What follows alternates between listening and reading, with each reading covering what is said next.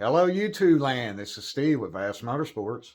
Today we're getting back on the '08 Avalanche. For those of you that are just tuning in, have not been following, this is the '08 with the 5.3. It's got the active fuel management engine and it had a very bad lifter tick. I tried doing the Band-Aid trick, just getting the lifters to pop loose, and that way I could hear the engine and make sure that the bottom end and everything was good, because I bought it this way. I didn't want to put a lot of time or money or anything into it if the bottom end was hurt, because it did have an awful loud noise I didn't like. I do believe now that I got it tore down that it was just in the lifters, because I had 3 cylinders that were actually collapsed. And I did the Band-Aid trick. It didn't work on this one. I have it in another video, but I do have a quick, easy way to get the lifters to pop without taking a tool and smacking on the side. And you can see that video on my channel. But again, let me explain what's going on here. I have it all tore down. I'm not real happy with what I found, and I'll show you why. Because with this particular motor, what happened is somebody's already replaced these lifters. I can see plain as day they're brand new. I mean, look how clean they are. But when I tore into it, there was 3 of the active management ones that were in pieces. And I don't think it's because my Band-Aid trick I tried to do. I got the lifters to pop, but I stuck the push rod back in the end and tapped it with a hammer and made sure that it reset the lifter before I put the rockers back on. And even when I put the rockers on and torqued them down, they seemed like the play and everything was gone pretty good, and I think everything was reset.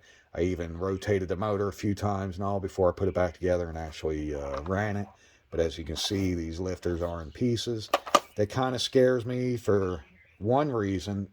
I know they're just cheap China lifters, and obviously that's what I went back with. But I don't know if they possibly did not soak the lifters prior to installing them, because you do need to soak them. And what I did was I soaked mine in nice clean oil for about 2 days, because I was working on other stuff anyway. So mine have definitely soaked and bled out before I installed them in the engine. And the other thing would be, when I go to put it together this time, I'm going to make sure that when I'm tightening the rockers, I don't just zip them all in a row. And they may have did this. It might have caused the lifter to collapse when they were doing the final torque across the rockers. And I'm going to do only the ones that are on the low side of the lobes on the cam, then spin the engine 180 and go back and do the other cylinders. So maybe that will help. And me bleeding them, or making sure they're bled for a couple days before I installed them like I did. I'm hoping and praying that is what the issue is of why theirs failed so quickly. And I knew somebody had been working on the motor, but I didn't know they went that far and put new lifters. So the other thing is, I sent my computer off to lt1swap.com and got him to disable the AFM in the settings there in the computer, so it will not kick back in. Because all I did was went back with the AFM style lifters, even though I did a full set of replacement lifters. I was going to do the LS7 just stock lifters all the way through, and the more research I did, I realized you're supposed to change the cam, just because they're saying there's a little different grind to the lobe on those cylinders, and it's just enough to lower the compression enough to make the check engine light come on for a misfire. So I didn't want to chance anything. And I'm still not 100% sure if that's true or not, but I didn't want to chance it.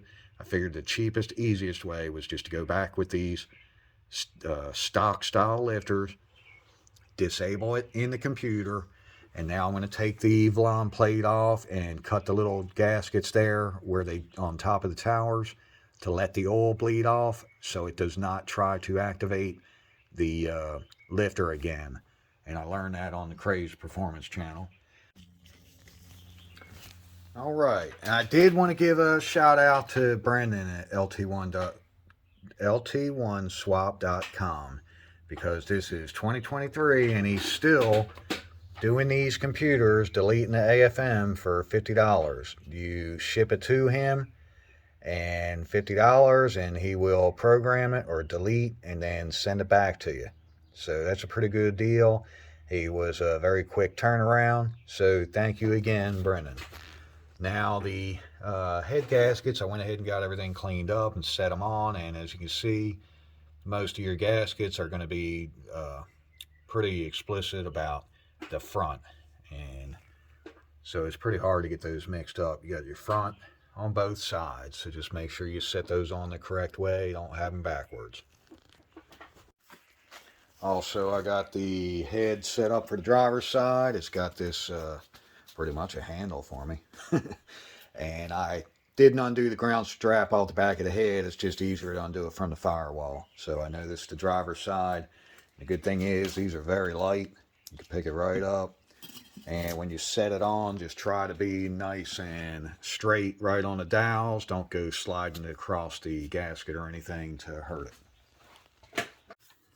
Pretty easy to get those set on. And now I'm going to start with my new head bolts. I got these pretty little protectors on. But anyway, let's get these out. I'm going to put all the long bolts in first, then the short ones along the top there. These are going to be torqued to 22 foot-pound, and I have to double check. I'm pretty sure you just hit these middles and then you can come back and do those to 22 when you're done. After you do your 22 on these, then it's going to be 90 degrees on each one, and then you go back and do another 70 degrees on them, because these are torqued to yield bolts. That's why we're going with new bolts. And then you torque those to 22. But of course, when I stick them in, I'm going to use my little gun and just run them down enough to just make contact to where when I do go to start torquing, you don't have to go a whole lot of turns with it.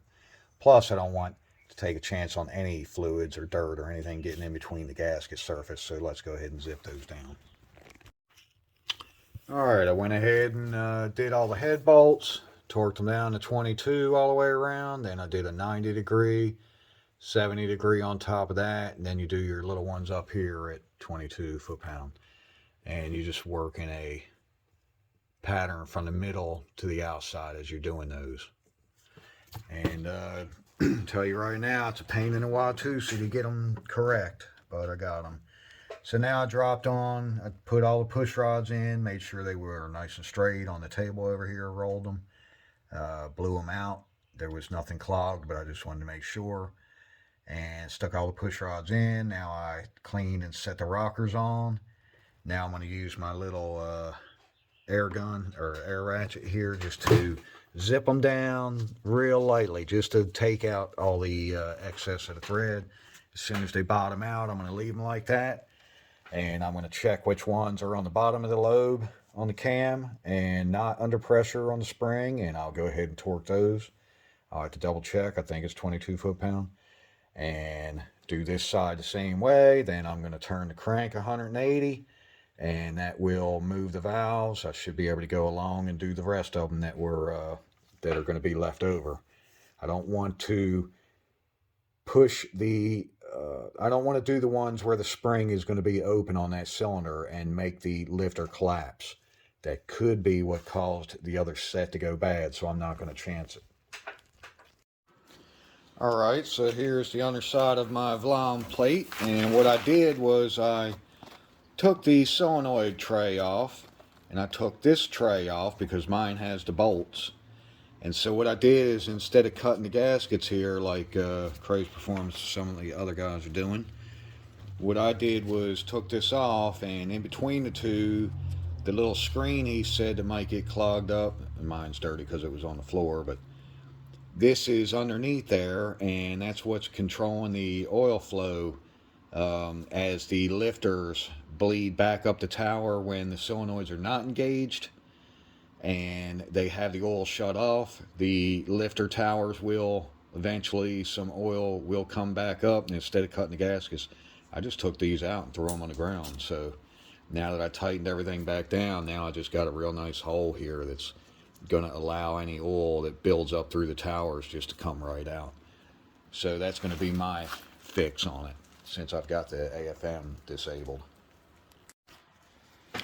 Okay, went ahead and reinstalled my modified VLOM plate, and went ahead and stuck in all my spark plugs, put the coil packs on, hooked up the wires.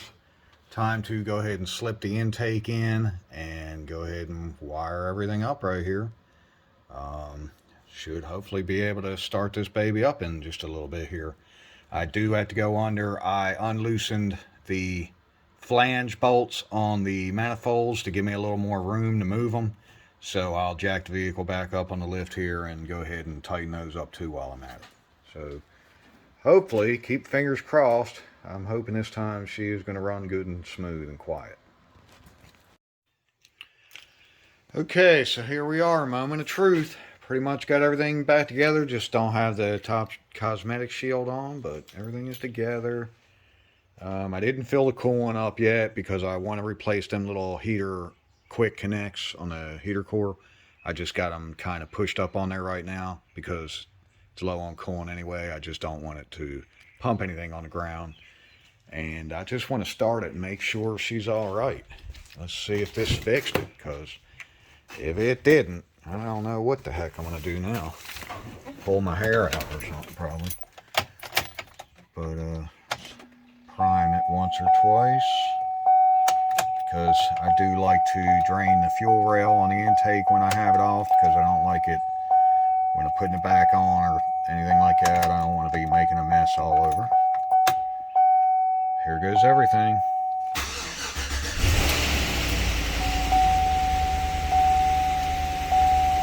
Well, it was a little ticky-tick at first, but that is so much better. It kind of went away, and we'll give it a few minutes. Let's see if it'll pump the lifters up. And we got good oil pressure sitting on 40 or above. Feel a little bit of a miss in it. Make sure nothing's leaking. But it does sound good now, at least. Yeah. For the most part, she sounds pretty good. And that DOD AFM is deleted. Not going to run it long, because like I said, I don't have coolant in it, but oh yeah, there we go, baby. Sweet.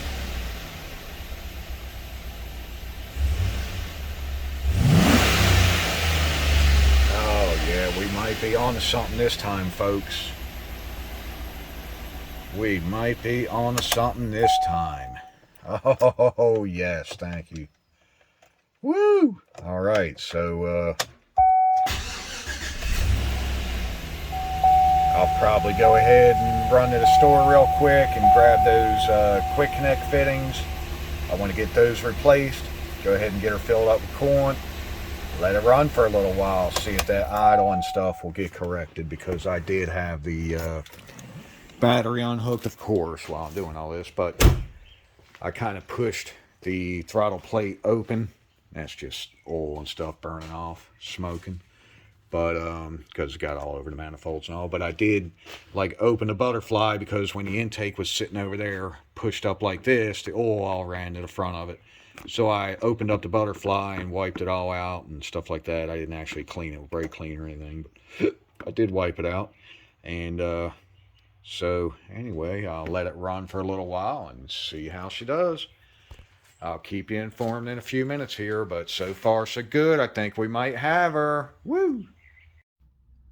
All right, so me and Jasper come out this morning and jumped in the Avalanche and brought it for a little ride.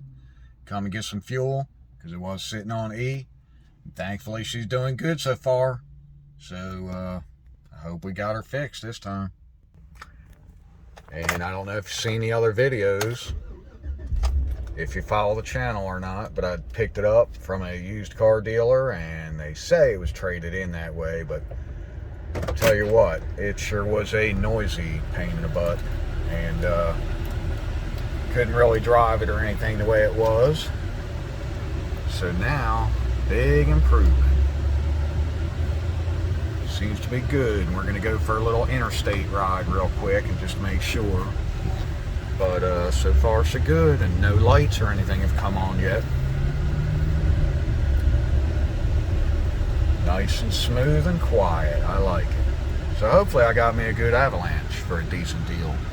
And I really don't have but a couple $100 in doing my eBay gaskets and head bolt set and lifter set. So anyway, thanks for tuning in to this episode of Vassmotorsports and fixing my AFM deleted Avalanche. Alright, I'm going to have to give a little update this morning. The truck is back to ticking. Right, Jasp? I know, it's not a good thing.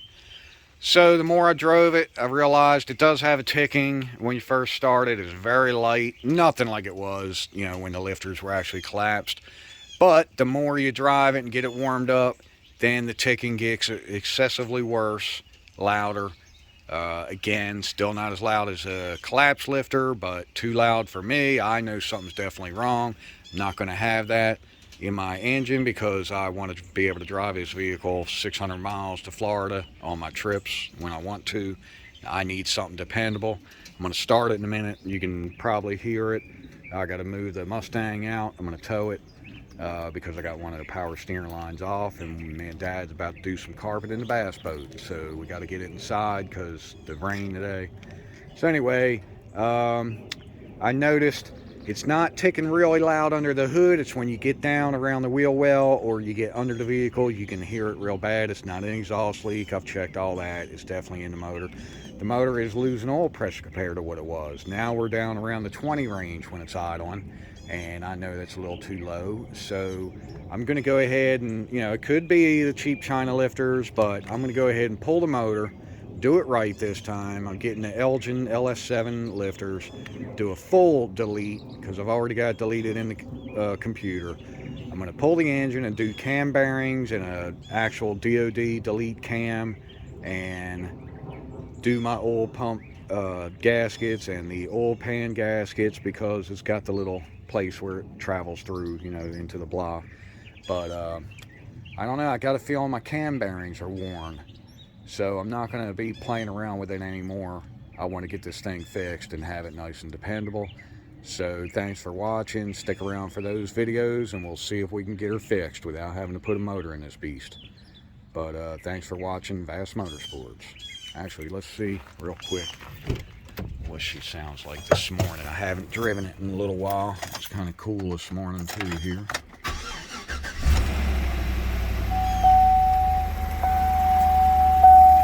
Yeah, I hear it.